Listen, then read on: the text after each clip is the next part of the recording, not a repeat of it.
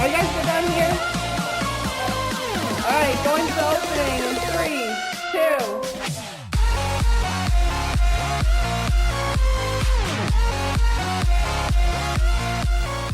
2. Welcome back to the Blues News here on WBUC Channel 16. I'm Jake Gerber. And I'm Kyle Kemper. Here's what's new in your local and school news. Happy St. Patrick's Day. Although it should only be used when a voice call is not an option, people in Oswego County can now text emergency calls to the Oswego County 911 Center. This service is only meant for use when making a phone call is not possible. Take the following steps to text 911 during an emergency. Enter the numbers 911 in the To field. The text message to 911 should be brief and contain the location of the emergency and type of help needed. Push the send button. Be prepared to answer questions and follow instructions from the 911 Public Safety Telecommunicator Cell Taker. Text in simple words, do not use abbreviations. For more information on text to 911 programs, call the Oswego County 911 Center at 349-8215 or visit www.nina.org. Registration for the 4th annual Tri-Oswego Triathlon is open. According to race director Christopher Jones, the USAT sanctioned event will take place on June 20th at Brightback Park on Lake Ontario in Oswego. The 4th annual event will showcase athletes from throughout the northeastern United States and Canada. All ages and experience levels are encouraged to participate in the scenic, spectator-friendly event. There are multiple levels for athletes to participate in, including sprint distance, intermediate distance, sprint distance relay, youth splash and dash, and the children's fun run. Registration closes on June 12th. To register and for further information, visit www.tri/oswego.com. There are no refunds and registrations are non-transferable. Participants under the age of 18 must have a parent or guardian sign for approval. For the second year in a row, Oswego Speedway has been named one of the top 5 tracks in the nation, according to a fan poll by National Speedway Sports News. The track is being ranked alongside Tony Stewart's track, Eldora Speedway in Ohio, Knoxville Raceway in Iowa, and Kokomo Speedway in Indiana. Visit nationalspeedsportsnews.com to support the Oswego Speedway and vote for the track. The area around Wegmans and Marshalls and Cicero has been humming with retail activity lately, and there's more on the way. Central New York's first Panda Express opened there recently, and Dairy Queen is planning a local comeback nearby. The Dairy Queen plans include a space for a second restaurant, and developers are getting close to locking up another chain for the location, Chipotle. It would be the 4th Chipotle in the Syracuse area, joining restaurants in Clay, DeWitt, and near Syracuse University. Now over to Jared and Tanner at the press box.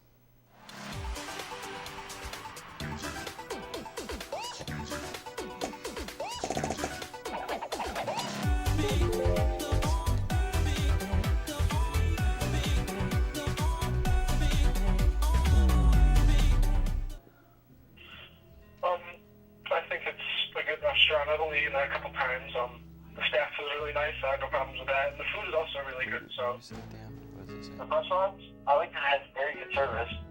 They make great wings. And it's like a great place for you and your family to go eat. Sports bars, you can watch all the Yankee games, Syracuse games, or any sports that you want. And it's a good family fun restaurant.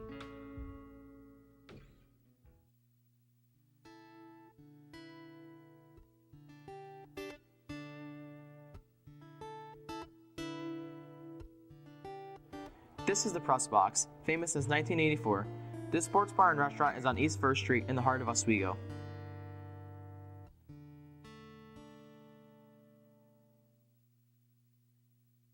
So we're the Press Box, and we've been around for 30 years, and we're a sports bar restaurant. So we provide food for everyone, and we show all the fun games that are going on, like Syracuse. We live stream Laker hockey games.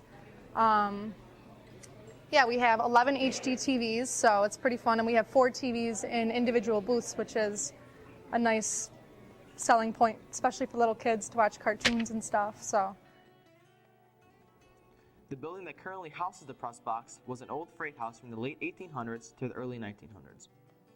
Yeah, it was actually an old freight house, so there's railroad tracks in front of the building, and trains used to come up and drop off like produce and stuff, and they used to come up from the water, and then that was like in the late 1800s, early 1900s, and then in the mid 1900s it became Dorsey Distributing, which was like a beer distributor. They're actually Eagle Beverage now, they merged, and they took the whole building and they refurbished some of it, and it was a big warehouse.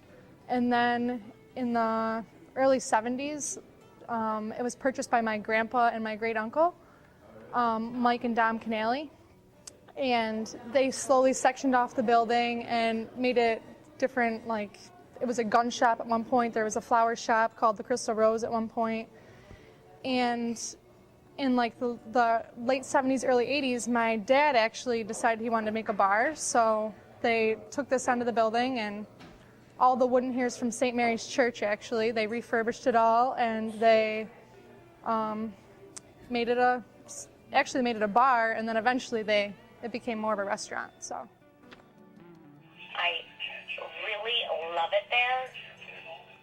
Their staff is really always exceptional. I've never, ever had a problem there.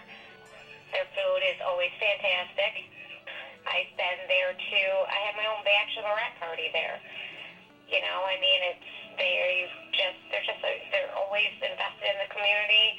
If you go there and need something as far as something for your school, they're just always nice and welcoming. what sets us apart from other restaurants and businesses, I think, is our history. And we've been here for 30 years, so we've developed a good relationship with our customers, and we really take pride in our employees and training them and making sure everyone gives the best service to every single person that walks in the door. And that's one thing we really take pride in.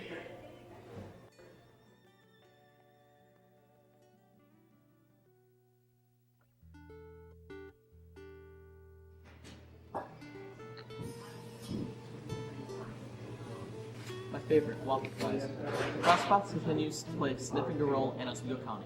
Next time you're in or around Oswego, come check out the Crossbox.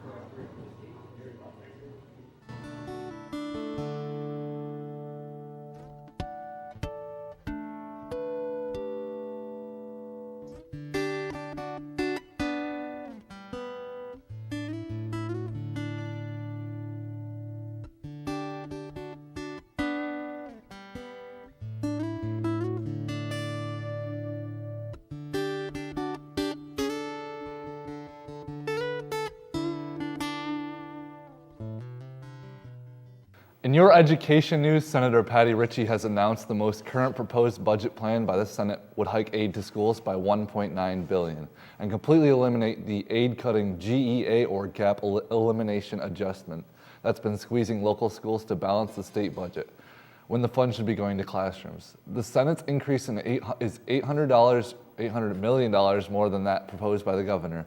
In addition to the school aid increase, the Senate's budget also increases funding for the community colleges, raising income limits to make more students and families eligible for the TAP tuition assistance program, and doubling tax credits and deductions to help pay the cost of college tuition. The Senate is expected to approve these measures later this week. The final budget is due April 1st. At the Oswego Middle School, art teacher Erin Platten came up with a great idea to help cheer people up during the dreary winters that Oswego must endure. Her plan, which she discovered online, was to paint tulips in all the snowbanks around the main entrance at OMS. The students helped paint the tulips and bared the cold in order to help out Ms. Platten make this plan a reality. Although these flowers may not last forever, Ms. Platten hopes that the project will stay in the hearts and minds of people once the flowers fade away. And in your school news, all of you in Travel Club, the Tastefully Simple order forms are in. See Ms. McPherson in room 161A to pick one up. The sale begins on March 25th and runs into April 8th. Now over to Tasha and Nora at Oswego's own Water Street Cafe. Hi,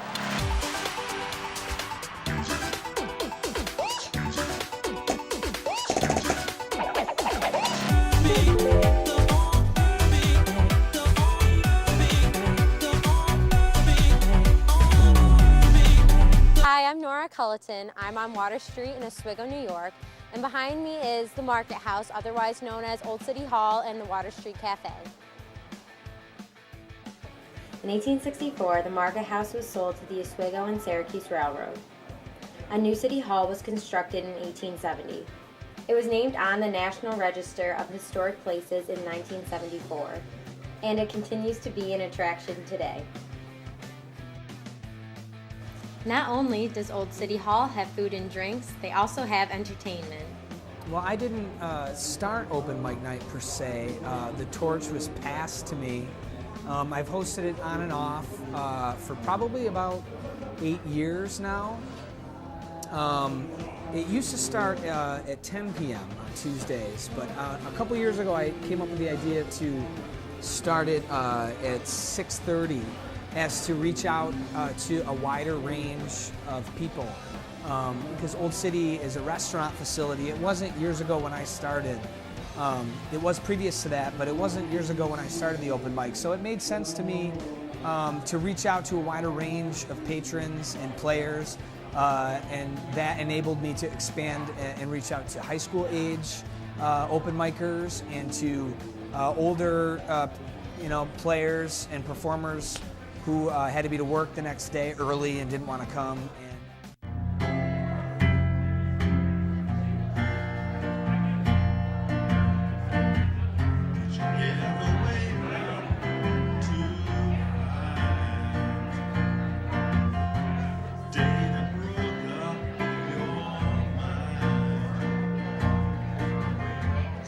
I found out about the Old City Hall open mic just from people around town and local musicians that I had known.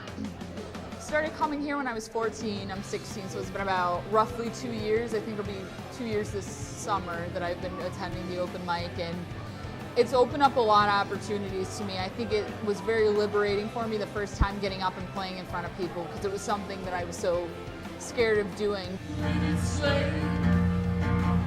It's just that